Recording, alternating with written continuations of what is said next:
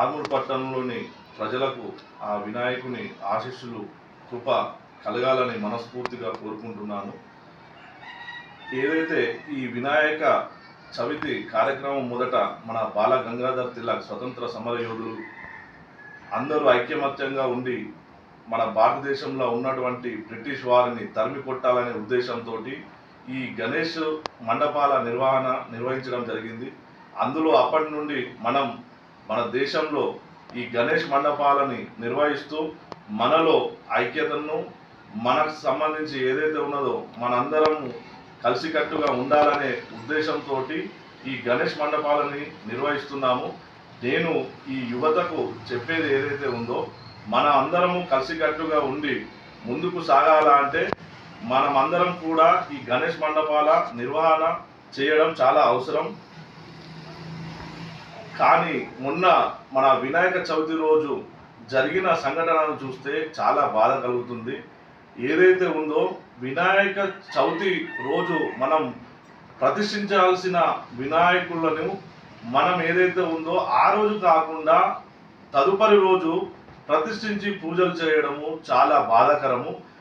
ఈ నిర్వాహకులు అయితే మండపాలకు సంబంధించిన నిర్వాహకులు దీన్ని గమనించి ఈ విధమైన సంస్కృతి మనది కాదు, మన ఆర్మూర్ పట్టణం కానీ మన ఆర్మూర్ పట్టణంలో ఉన్న ప్రజలు అందరూ సుఖ సంతోషాలతోటి ఉండాలంటే ఆ విధమైన సంస్కృతి కరెక్ట్ కాదని తెలుపుతున్నాను.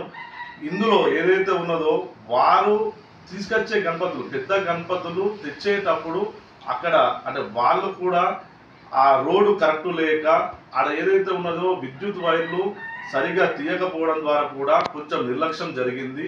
కాబట్టి దీన్ని మున్సిపల్ అధికారులే కావచ్చు, ఎలక్ట్రిసిటీ వారు కావచ్చు, దీన్ని గమనించి ఈ తప్పులు జరగకూడదని చెప్పేసి ఈ సందర్భంగా నేను కోరుచున్నాను.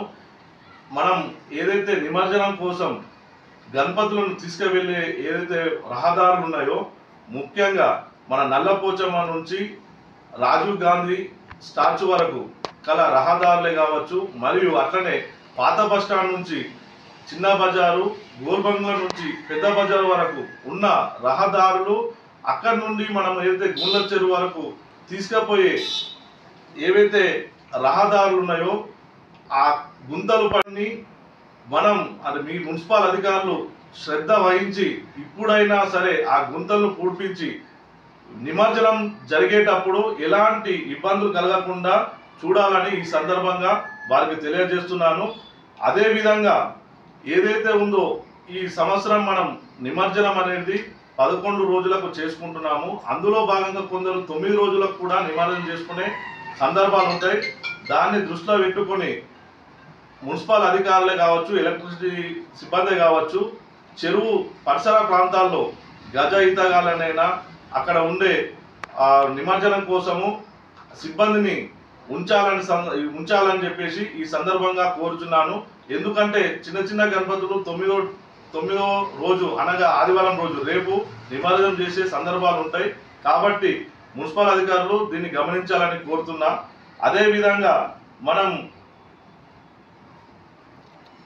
ఈ గణపతికి సంబంధించి ఏవైతే మండపాల నిర్వాహకులే కావచ్చు, ఆ సరౌండింగ్ ఉన్న కుల సంఘాలు మరియు ఆ వాటిలో ఉన్న ప్రజాప్రతినిధులు దీన్ని గమనించి మనం నిమజ్జనం ఏదైతే ఉందో 17 డేటు అనగా మంగళవారం రోజు 11వ రోజు అనగా మంగళవారం 17 డేట్ నాడు వస్తుంది.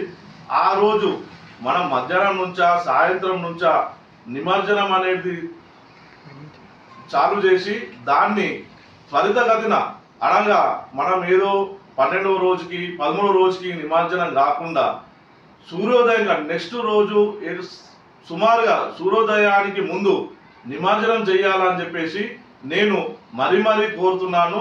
దీన్ని అందరూ గమనించి మన ఆదర్శ యువత అంటే ఆర్మూర్ అంటే ఆదర్శ యువత అనే విధంగా ప్రవర్తించాలని చెప్పేసి నేను విన్నవిస్తున్నాను.